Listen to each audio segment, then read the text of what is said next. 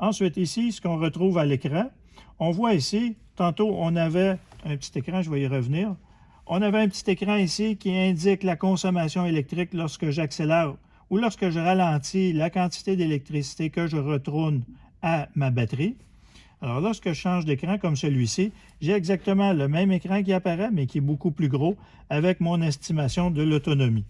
L'estimation de l'autonomie est toujours faite en fonction des conditions de conduite, c'est-à-dire la température extérieure, les conditions si je monte ou je descends des pentes ou si je monte des montagnes, la vitesse à laquelle je roule, c'est-à-dire si je roule plus vite, je consomme plus d'énergie, je vais aller moins loin.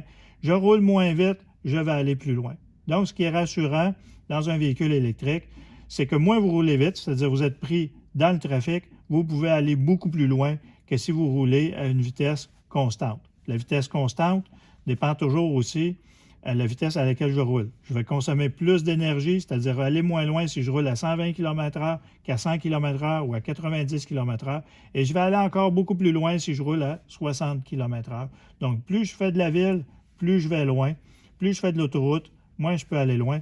L'estimation, selon Transport Canada, avec la climatisation ou le chauffage à une température extérieure de 20 degrés est de 352 km. On va voir un peu plus tard sur l'écran de la radio les possibilités qu'on a pour avoir plus d'informations sur la consommation électrique. On descend un peu plus bas. On voit ici, c'est tout simplement mon niveau de charge. Je suis à 100%. Mon chargeur que j'utilise, c'est le 6,6 kW. Alors ici, je peux avoir une estimation du temps de charge de ma batterie. Un peu plus bas ici, j'ai la température de la batterie.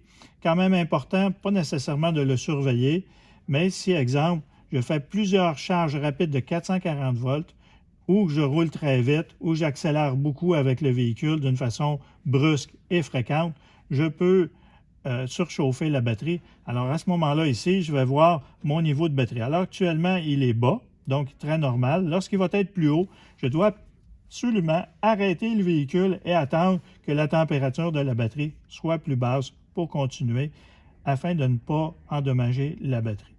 C'est des choses qui arrivent très rarement. Par contre, c'est un cadran qui peut être très utile dans certaines conditions. Plus bas ici, on voit le niveau de la batterie, c'est-à-dire pas le niveau de la charge, mais de sa capacité de charge. Actuellement, la bande, elle est toute grise, c'est-à-dire que ma batterie est en parfait état. Lorsque ma batterie va avoir subi une usure, selon la conduite, c'est-à-dire le kilométrage qui est parcouru, je vais avoir perdu une barre. Lorsque j'ai perdu une barre, j'ai perdu à peu près 15% de la capacité de la batterie. Lorsque j'ai perdu une autre barre, j'ai perdu un autre 10% additionnel. Lorsque j'ai perdu une troisième barre, j'ai perdu un 5% additionnel, c'est-à-dire 15, 10 et 5. Alors, à ce moment-là, je vais avoir perdu un total de 30% de ma batterie. Lorsque j'ai atteint ce niveau-là, c'est-à-dire que j'ai atteint le niveau de 9 barres, on doit absolument apporter le véhicule chez un concessionnaire Nissan Leaf afin de faire vérifier la batterie pour savoir pourquoi j'ai perdu autant d'énergie.